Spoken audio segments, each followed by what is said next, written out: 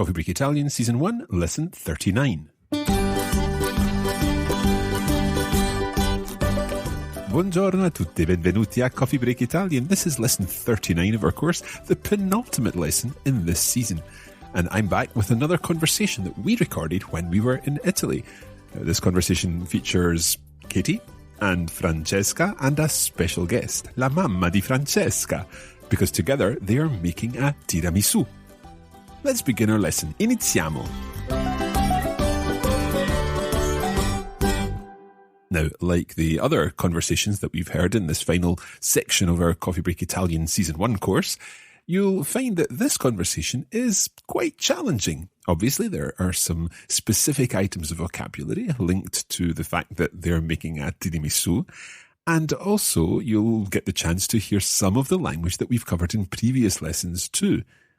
One thing to point out is that Katie uses the lei form with Francesca's mum. She says, "Cosa sta cucinando?" What are you cooking, Signora Anna, to begin with. But we'll come to that when we hear the conversation. As usual, we're going to listen to the conversation in its entirety, and then we'll go back through things together. Allora, siamo pronti? Cominciamo.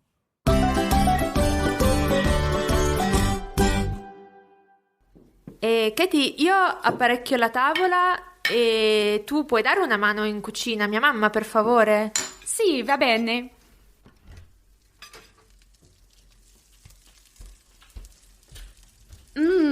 Cosa sta cucinando, signora Anna? Ho fatto l'arrosto. Che buono! Non vedo l'ora di provarlo. Ma che cos'è quello? Questo è il mascarpone. Il mascarpone è un formaggio speciale che usiamo per fare il tiramisù. Il tiramisù? Wow, il mio dolce preferito. Katie, vuoi aiutarmi a prepararlo? Sì, certo. Allora, prendi 4 uova e separa i tuorli. Tuorli? Sì, la parte rossa dell'uovo. Ah, ho capito.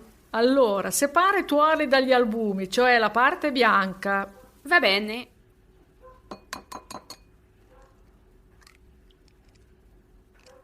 Ragazze, tutto bene qui in cucina? Okay so far, I think. There's a few difficult words, but we're getting there.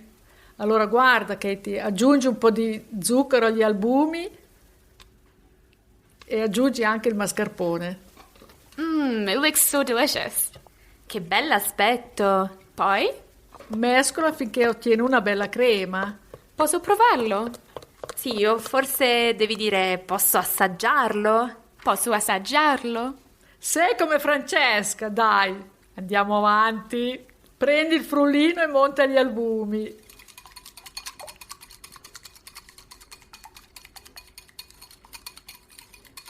Va bene così. Perfetto, ora mettiamo gli albumi con la crema. Ecco. Katie, prendi i savoiardi e il caffè che ha preparato Francesca. Questo? Sì, adesso intingi i savoiardi nel caffè e ricopri ogni strato con la crema. Giusto?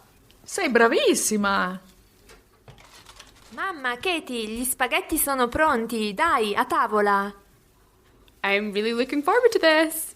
Anch'io ho l'acquolina in bocca.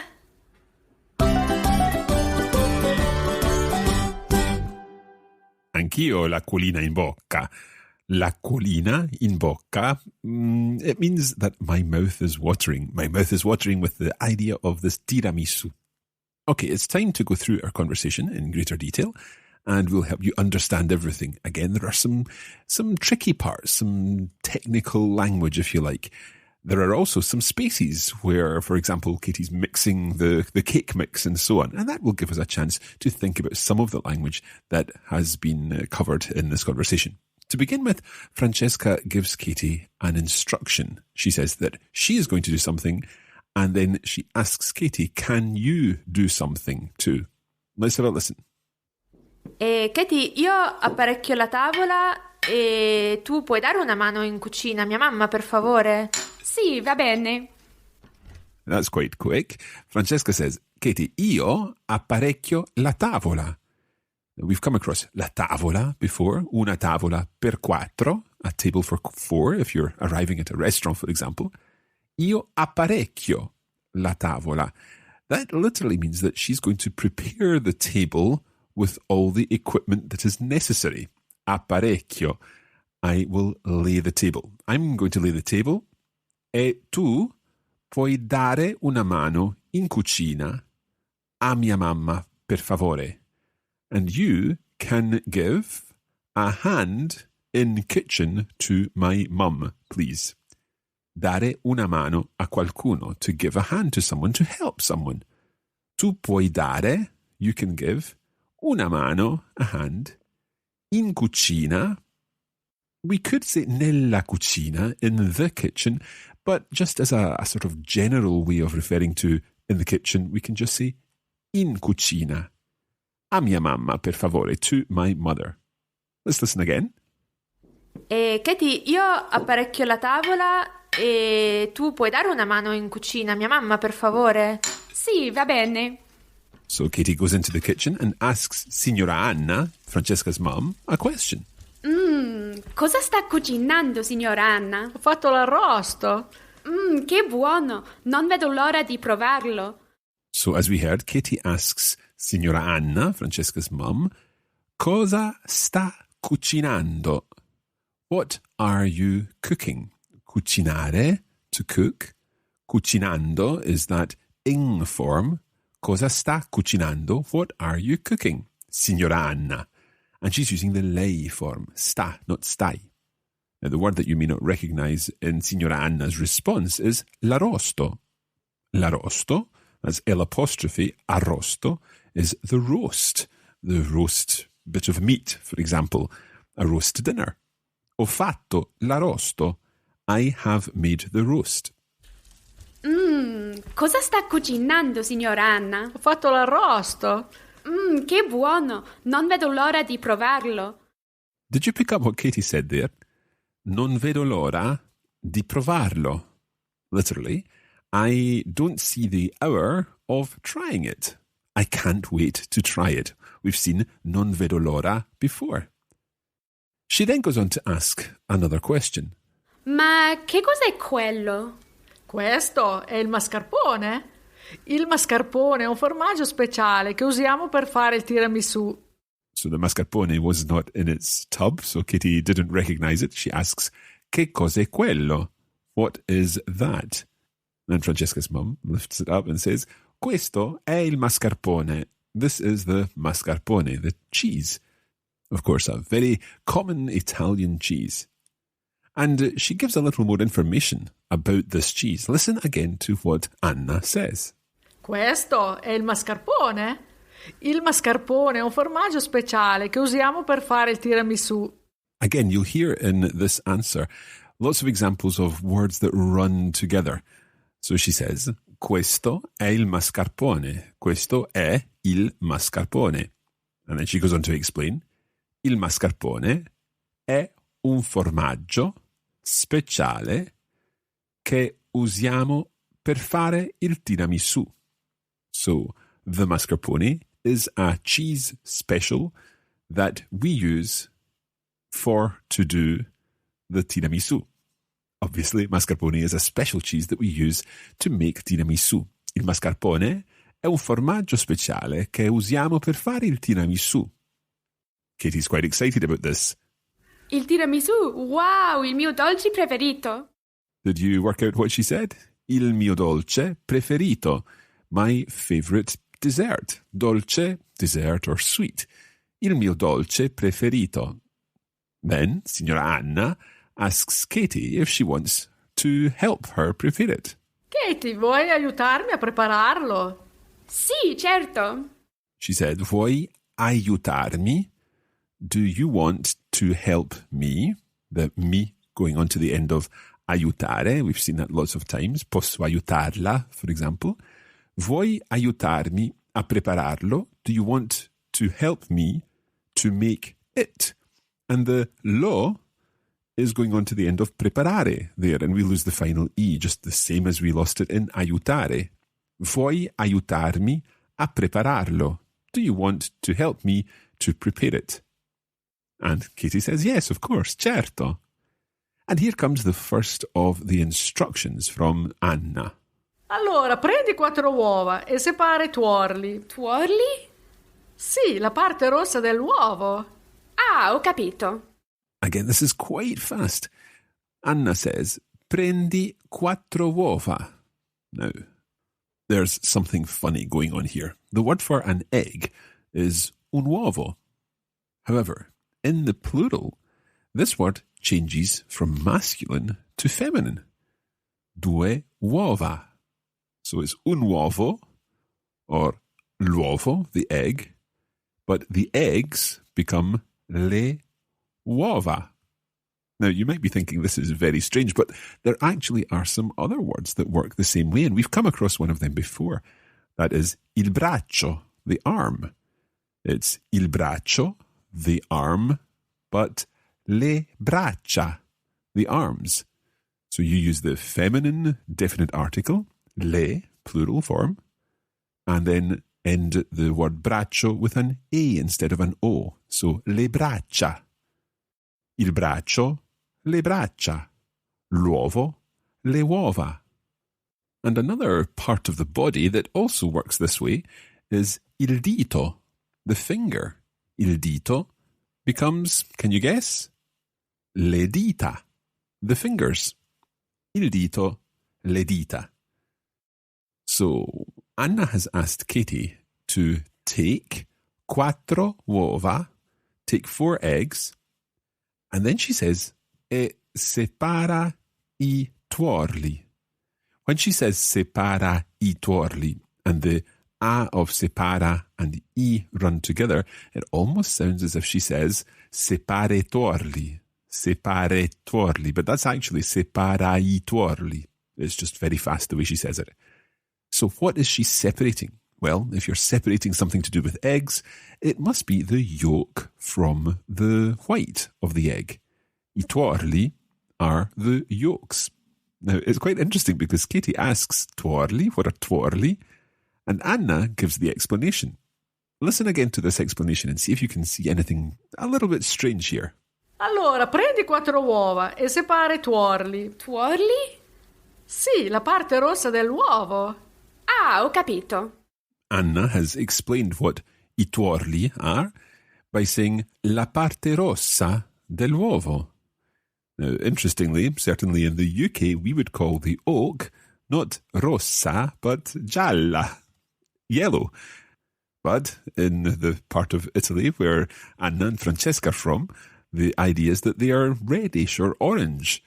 La parte rossa dell'uovo, the red part of the egg. And Katie has understood. It's not the white, basically. Ho capito, she says. I have understood.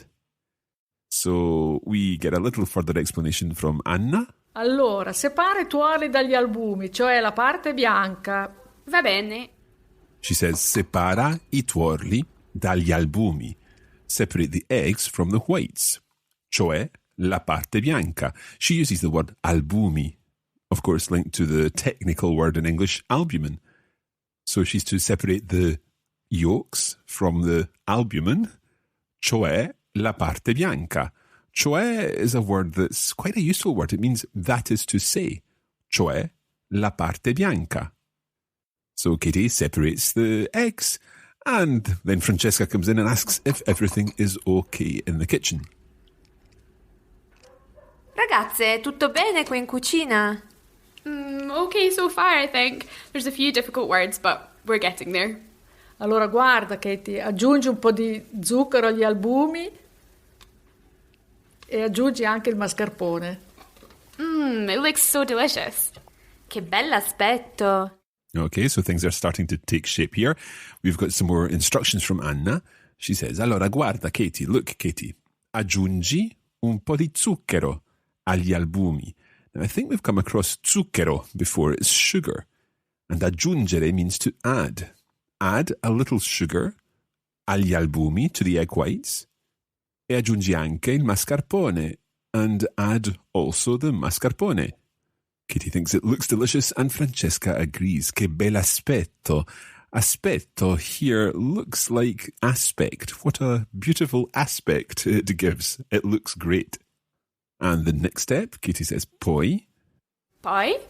Mescola finché ottieni una bella crema. Now, this is quite a tricky sentence. Fortunately, Anna's helping with some actions here.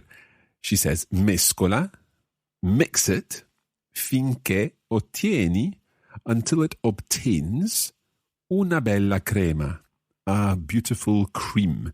So mix it until it becomes nice and creamy. And Kitty, by this stage, is getting peckish. She says, posso provarlo? Can I try it? Mescola finché ottieni una bella crema. Posso provarlo? Sì, o forse devi dire posso assaggiarlo? Posso assaggiarlo? We've come across the word assaggiare, to try. When you're enjoying trying food or wine or something like that, posso assaggiarlo? Can I try it?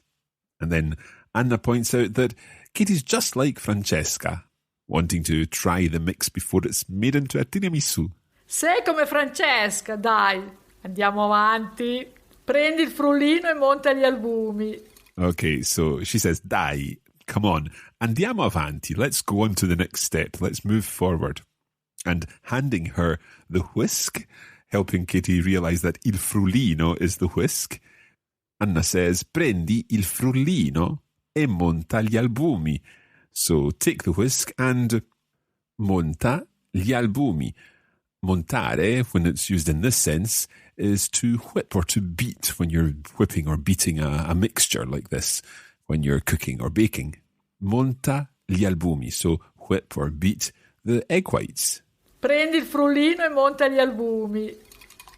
So Kitty is beating the egg whites with the whisk, and she asks if she's doing okay, if it's okay like this. Va bene così? Perfetto, ora mettiamo gli albumi con la crema. Did you work that out? Ora mettiamo gli albumi con la crema. So ora means adesso. It's another way of saying now. Ora mettiamo, we put gli albumi, the egg whites, con la crema, with the cream. So we add the egg whites to the cream. Ecco. Katie, prendi i savoiardi e il caffè che ha preparato Francesca. Now we have another technical word here, I savoiardi. Un savoiardo is a particular type of biscuit. It actually means a biscuit from the Savoy or the Savoie region, which is in the southeast of France. It borders Switzerland and indeed into Italy too. It's a historical region, and this is where these particular biscuits come from. In the UK, we call them sponge fingers. I think they're also called lady fingers in other parts of the world. Basically, they're sponge biscuits.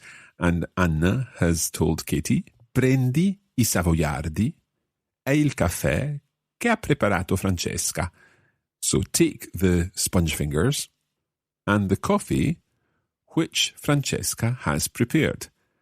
And she says, che ha preparato Francesca, which has prepared Francesca, changing the word order a little, but it still means the same thing.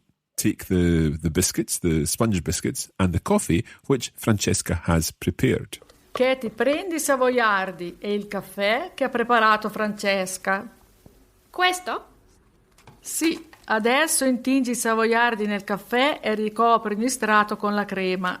Again, when you're in this kind of situation, you're listening to instructions. Very often you are shown how to do things, and that's exactly what happened here. Anna showed Katie how to literally dip the savoiardi, the sponge fingers, in the coffee, and then cover each layer with cream as the sponge fingers were added to the bowl, the bowl in which the tiramisu was being made. So she says, adesso intingi I savoiardi, dip the savoiardi nel caffè, in the coffee, e ricopri and cover ogni strato, each layer, con la crema, with the cream. Adesso intingi i savoiardi nel caffè e ricopri ogni strato con la crema. So Katie follows the instructions and once again asks, okay? Giusto? Sei bravissima! So Anna thinks Katie is fantastic. She's doing very, very well. Very clever. Bravissima. And Francesca comes back at this point and lets us know that in addition to our roast that we're about to eat, we also have our primo piatto. And in this case, the primo piatto, the first course, is spaghetti. She says, gli spaghetti sono pronti. the spaghetti are ready. Notice that she uses the plural form, of course, because spaghetti is plural. Mamma, Katie, gli spaghetti sono pronti. Dai, a tavola. And Francesca uses that very Italian word again, dai. Come on. A tavola, to the table. I'm really looking forward to this. Anch'io ho l'acquolina in bocca. A lovely expression there. Ho l'acquolina in bocca. My mouth is watering. Okay, it's now time to listen once more to the entire conversation, and this time you hopefully will understand everything, and indeed you could be following along and making your own tiramisù. Katie, io apparecchio la tavola e tu puoi dare una mano in cucina, mia mamma, per favore? Sì, va bene.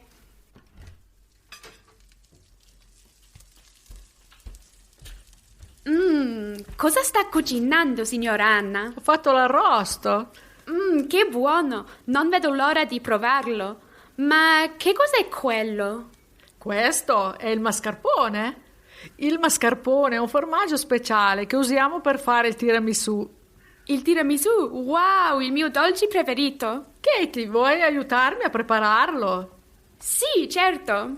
Allora, prendi 4 uova e separa i tuorli. Tuorli? Sì, la parte rossa dell'uovo. Ah, ho capito. Allora, separa i tuorli dagli albumi, cioè la parte bianca. Va bene.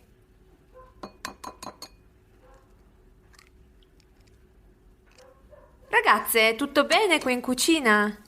Okay so far, I think. There's a few difficult words, but we're getting there. Allora, guarda, Katie, aggiungi un po' di zucchero agli albumi e aggiungi anche il mascarpone. It looks so delicious. Che bell'aspetto. Poi? Mescola finché ottieni una bella crema. Posso provarlo? Sì, o forse devi dire posso assaggiarlo? Posso assaggiarlo? Sei come Francesca, dai. Andiamo avanti. Prendi il frullino e monta gli albumi.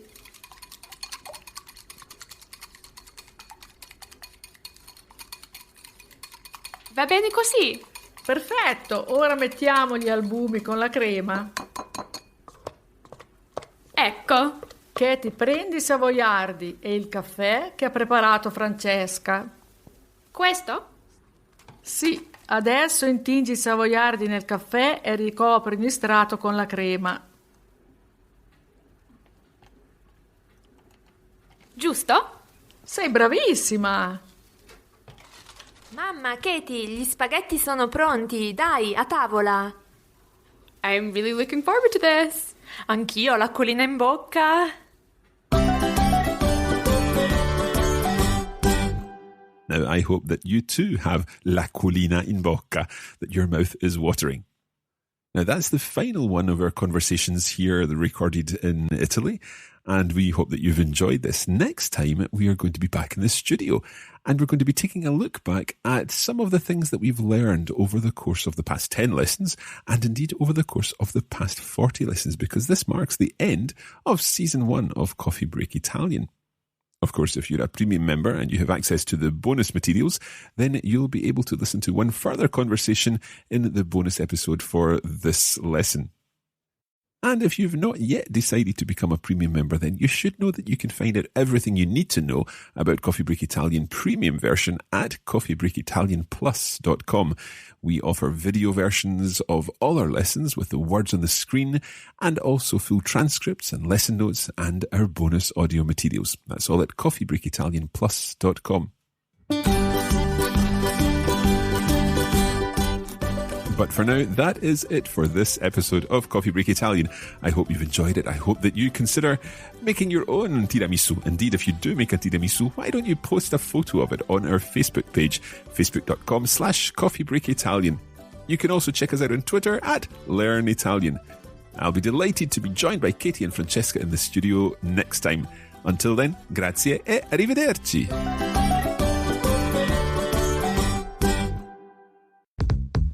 This is a production of the Radiolingua Network. Find out more at radiolingua.com.